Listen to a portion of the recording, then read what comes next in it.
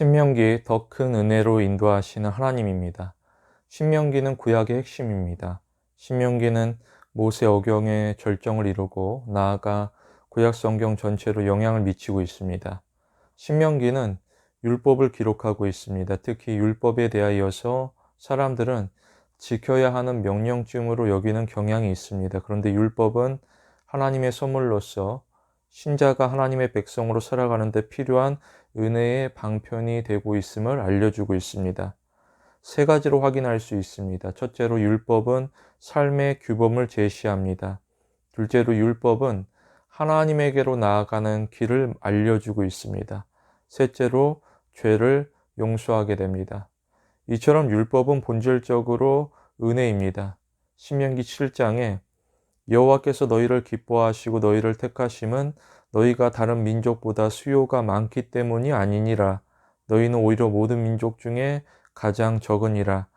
여호와께서 다만 너희를 사랑하심으로 말미암아 권능의 손으로 너희를 인도하여 내시되 너희를 그 종되었던 집에서 애굽 왕 바로의 손에서 속량하셨다고 알리고 있습니다. 특히 하나님은 그들이 행복하기를 바랍니다. 신명기 10장에 내가 오늘 너의 행복을 위하여 너에게 명하는 하나님의 명령과 규례를 지킬 것이 아니냐라고 알리고 있습니다. 성경에서 하나님은 은혜로 시작하고 이후로 율법에 대하여서 순종하도록 부르시게 됩니다. 예를 들어 신명기를 봅니다.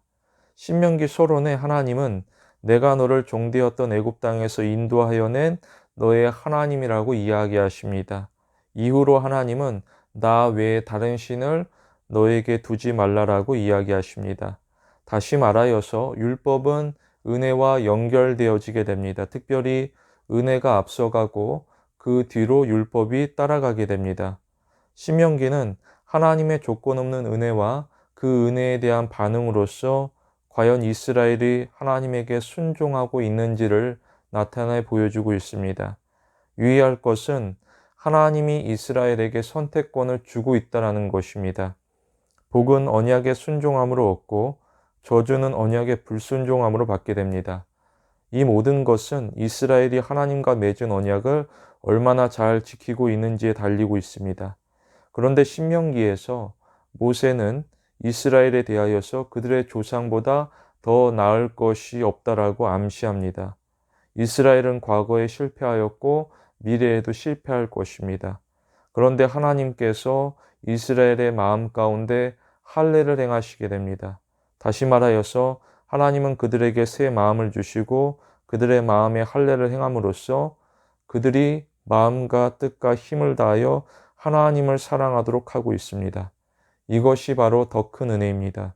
그리고 주목해야 될 것은 이 약속은 이 땅에서 자발적으로 완전한 순종의 삶을 살아가신 예수님으로 성취되어지게 됩니다.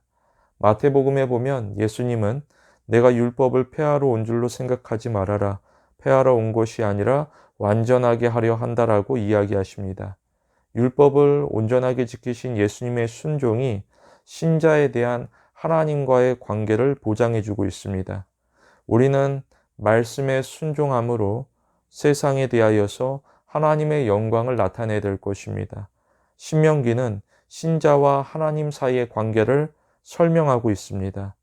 신자는 하나님에게 사랑을 받았고 우리는 하나님에게 사랑을 표현해야 됩니다.